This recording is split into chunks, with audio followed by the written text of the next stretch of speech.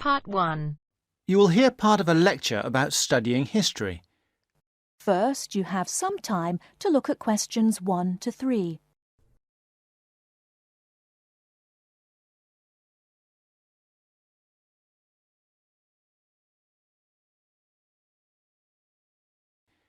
Listen carefully and answer questions 1 to 3. Good morning, everybody. I'd like to begin this term's lectures with a discussion of the various sub-disciplines in history. Before I do that, though, can I refer you to the handout you picked up on the way in? It deals with two general topics. The first is, why study history? And the second is, what is history? Neither of these questions has an easy answer. In fact, people have been asking these questions for as long as history has been studied. However, as you are mostly new students to this subject, and we have some students of economics with us also, I feel you should have some background to these basic questions. Anyway, it's all in the handout. I might add that, for me personally, the most important reason for studying history is that I find it exciting. Our ancestors can remain, if we want them to, a mystery, a closed book, a blackness that we never see into, or we can come to know what motivated them and discover how that led to the world we live in today. Before you hear the rest of the conversation, you have some time to look at questions 4 to 10.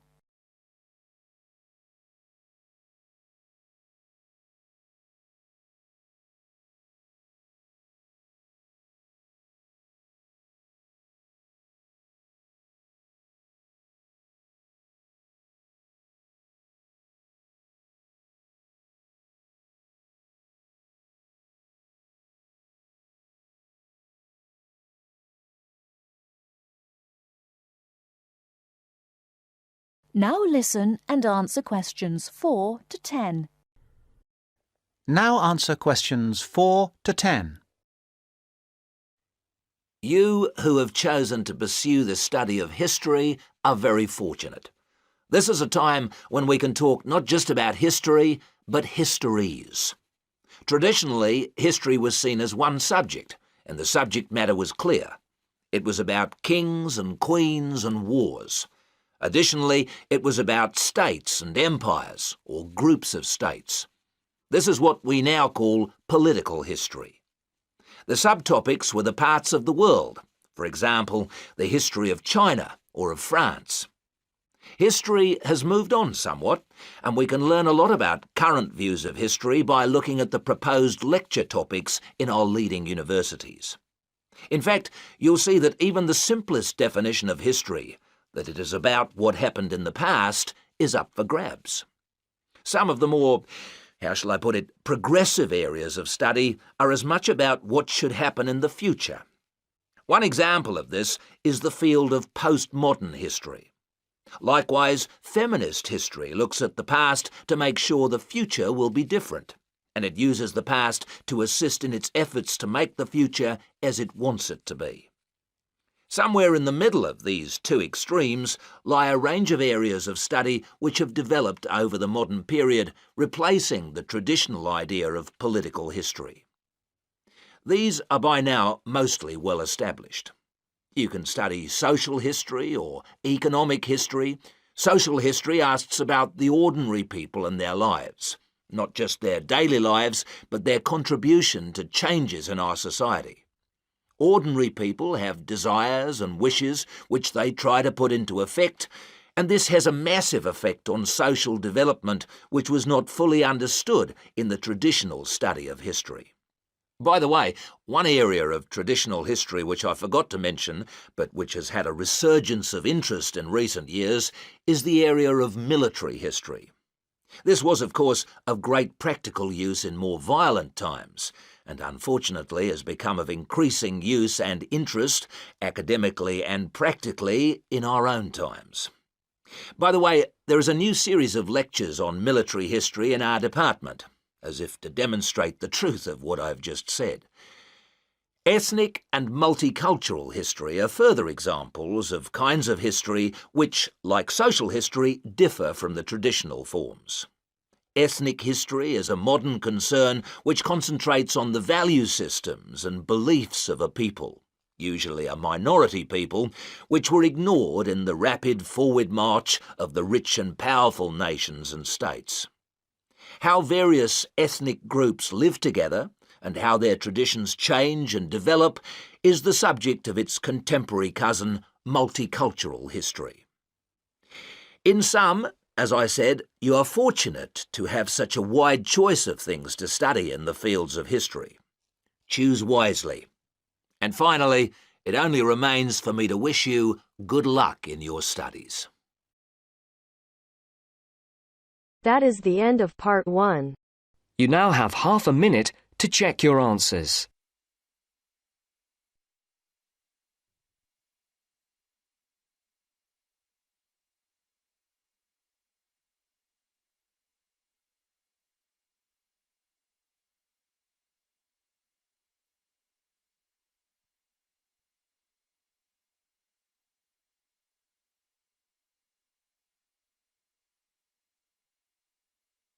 Now turns to part 2.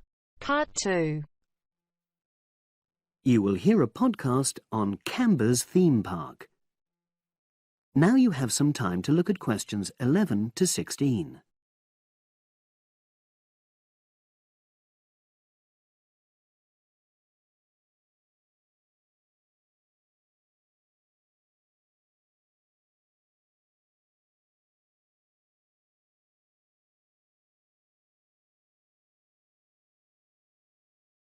Now listen and answer questions 11 to 16.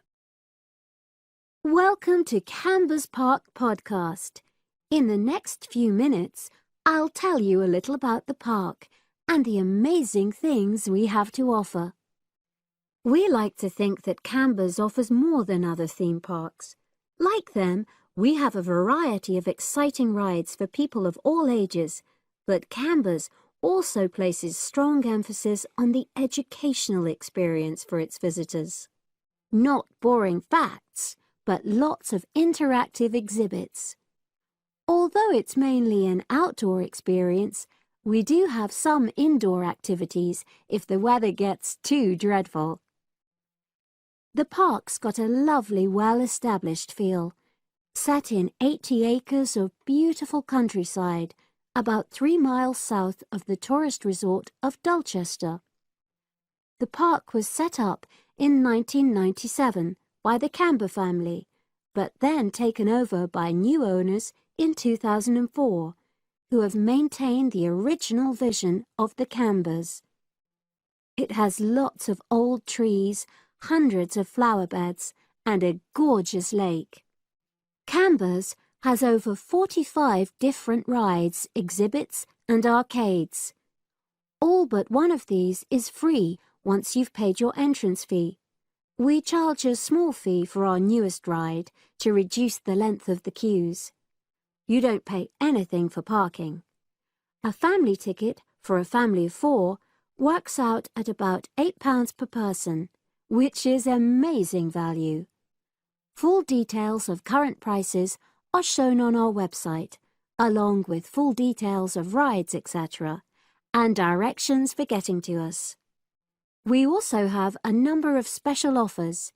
For example, if you live locally, why not join our Adventurers Club, which entitles you to 50% off ticket prices all year round, and a special lane for all rides and exhibits, which means you don't have to wait to get into any part of the park. See the Offers tab on the website. We've recently added a number of new exhibits to the park, and we're particularly proud of our Future Farm Zone, which houses over 20 different species of animals, from chipmunks to dairy cows. The emphasis is on getting near to the animals. All of them can be petted, and you can buy food for feeding the animals. Many of our younger visitors say that this is the high point of their visit. And speaking of food, don't let the animals have all the fun. We have a total of 7 different catering outlets on the site. We're open 10 to 5:30 all year round, and cold drinks and snacks can be bought at any time during opening hours. And hot food is available most of the day in the Hungry Horse Cafe from 11 until 5, just half an hour before closing time. Now you have some time to look at questions 17 to 20.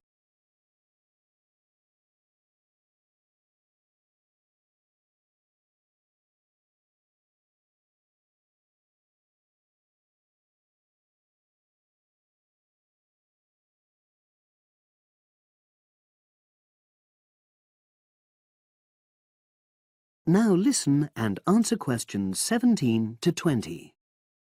Now we want all our visitors to have an exciting time when they come to the park, but our first priority must be safety.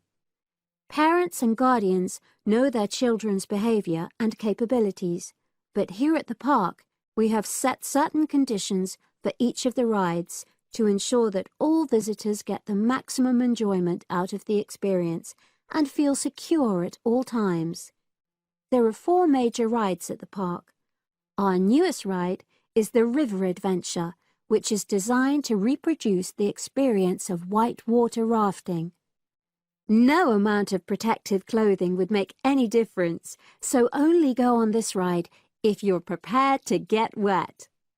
Children under 8 can go on this ride, but all under 16s must have an adult with them. Not all of our rides are designed for thrills and spills. Our Jungle Gym roller coaster is a gentler version of the classic Loop-the-Loop, specially created for whole family enjoyment, from the smallest children to elderly grandparents, suitable for all levels of disability and health conditions. Carriages have comfortable seating for up to 8 people with safety belts for each passenger, which must be worn at all times. Sit back and enjoy the scenery. One of the best established and most popular of Canberra's rides is the massive swoop slide. Whiz down the polished vertical slide 9 meters in height and scream to your heart's content. There are no age or height restrictions. Be careful though, you must have on long trousers so you won't get any speed burns. And then there's the famous Zip Go-Kart Stadium with 16 karts, 8 for single drivers and 8 for kids preferring to ride along with mum, dad or carer. Take part in high-speed races in our specially designed Formula One style karts, but no bumping other karts, please. All riders must be above 1.2 meters because they have to be able to reach the pedals, even in the shared karts. Full details of all safety features are available on our website at www.camberspark.com. So come and make a day of it at Canberra's theme park. That is the end of part 2. You now have half a minute to check your answers.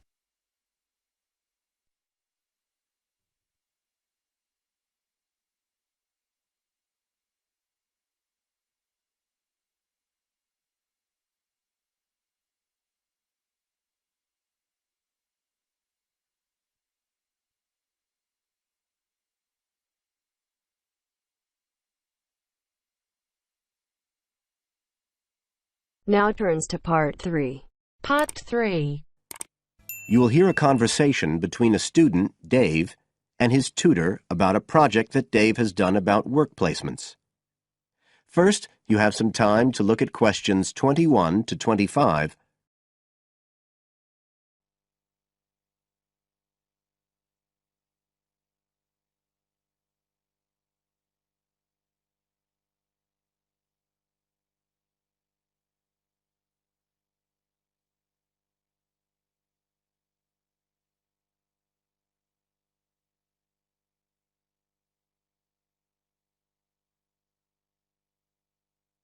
Now listen carefully and answer questions 21 to 25. Good afternoon, Dave. Come on in and take a seat. Hi, Dr. Green. Thanks. Oh, hang on a minute. I'll just find the first draft of your project paper and we can have a look at it together. Now, yours is the one on work placement, isn't it? Yeah, that's right. So what made you choose that for your project? Well, I suppose it was because sending students off to various companies for work experience seems to be such a typical part of educational courses these days. I mean, even school kids get to do it. But I felt everyone just kind of assumes it's a good thing. And I guess I wanted to find out if that's the case. But you don't look at schools or colleges, right? You've stuck to university placement schemes. Yeah, well, I quickly found that I had to limit my research. Otherwise, the area was just too big. Do you think that was okay? I think it's very sensible, especially as the objectives might be very different. So how many schemes did you look at? Well, I sent out about 150 questionnaires altogether. 50 of each to university authorities, students and companies. And I got responses from 15 educational institutions and 30 students in 11 individual companies. Great. That sounds like a good sample. And who did you send your company questionnaires to?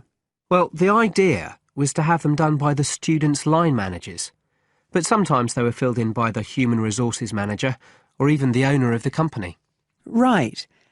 I didn't find a full list anywhere, so I think it's very important to provide that, really. You can put it as an appendix at the back. Right. I've got a record of all the respondents, so that'll be easy. I hope other things were okay. I mean, I've already put such a lot of work into this project, identifying the companies and so on. Oh, I can tell. I think you've done a good job overall. You now have some time to look at questions 26 to 30.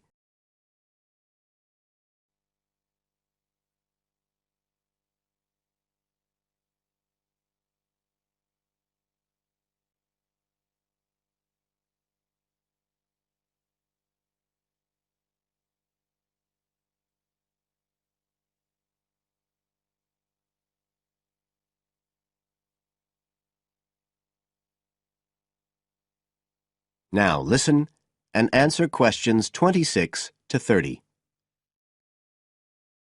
I thought your questionnaires were excellent, and you'd obviously done lots of background reading. But there were a few problems with the introduction. First of all, I think you need to make some slight changes to the organisation of your information there. At present, it's a bit confused. OK. What did you have in mind? Well, you write quite a bit about work placement in general, but you never explain what you mean by the term. So you think I should give a definition? Exactly. And the introduction is the place to do it. And then, look, you start talking about what's been written on the topic, but it's all a bit mixed up with your own project. So do you think it would be better to have two sections there, like a survey of the literature as the introduction, and then a separate section on the aims of my research? I do. You can include your methods for collecting data in the second section too. It would be much clearer for your reader. Establish the background first, then how your work relates to it. It would flow quite nicely then. Yes, I see what you mean. Anyway, moving on. I like the way you've grouped your findings into 3 main topic areas. Well, it became very obvious from the questionnaires that the preparation stage was really important for the whole scheme to work. So I had to look at that first. And I found a huge variation between the different institutions, as you saw. I was wondering if you could give a summary at the end of this stage of what you consider to be the best practice you found. I think that would be very helpful. Right, I'll just make a note of that. What did you think of my second set of findings, on key skills development? For me, this is the core of my whole project, really. And you've handled it very well. I wouldn't want you to make any changes. You've already got a nice final focus on good practice there. Thanks. Right. Now, I think the last part, which deals with the reasons why students don't learn... What, the constraints on learning chapter? Yes, that's the one. I think you need to refer to the evidence from your research a bit more closely here. Maybe you could illustrate it with quotations from the questionnaires, or even use any extracts from a student diary if you can, and refer back to what you've written about good practice. That is the end of part 3. You now have half a minute to check your answers.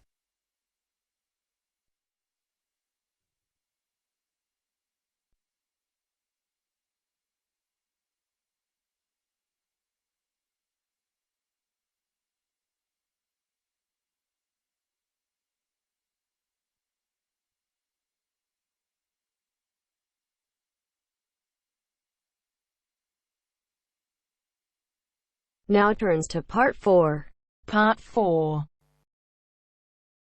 Complete the notes below. Use no more than 3 words for each answer. First, you have some time to look at questions 31 to 40.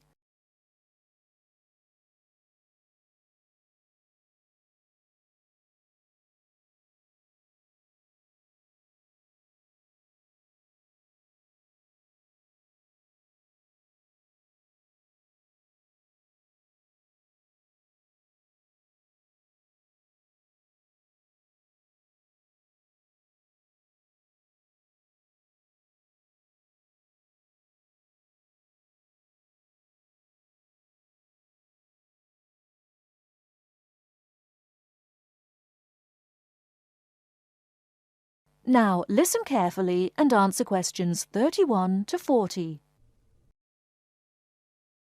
Good afternoon. I'm glad you all found your way here. Now I'd like Dr. Wallace to introduce us to the Arboretum. Good afternoon. Although at first glance the Arboretum may look like a park, it is a research and teaching facility that also provides a place for people to develop a positive relationship with nature. When then University of Wisconsin-Madison purchased the land, mostly during the 1930s, much of it bore little resemblance to its pre-settlement state. Instead, it had been turned into cultivated fields and pastures that had fallen into disuse.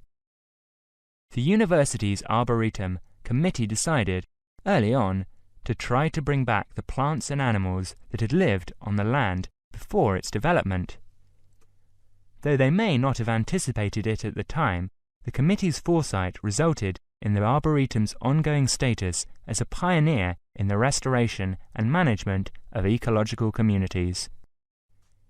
In focusing on the re-establishment of historic landscape, particularly those that predated large-scale human settlement, they introduced a whole new concept in ecology: ecological restoration. The process of returning an ecosystem or piece of landscape to a previous, usually more natural, condition. Madison was a fast-growing city in the 1920s. Fortunately, some leading citizens recognized the need to preserve open space for Madison's residents. Most of the Arboretum's current holdings came from purchases these civic leaders made during the Great Depression. In addition to inexpensive land, the Depression brought a ready supply of hands to work it. Between 1935 and 1941, crews from the Civilian Conservation Corps were stationed at the Arboretum and provided most of the labor needed to begin establishing ecological communities within the Arboretum. Efforts to restore or create historic ecological communities have continued over the years, with the result that the Arboretum's collection of restored ecosystems is not only the oldest, but also the most extensive such collection. In addition to these native plant and animal communities, the Arboretum, like most arboreta, has traditional collections of labelled plants arranged in garden-like displays. These horticultural collections, featuring trees and shrubs of the world, are the state's largest woody plant collections. That is the end of Part 4. You now have half a minute to check your answers.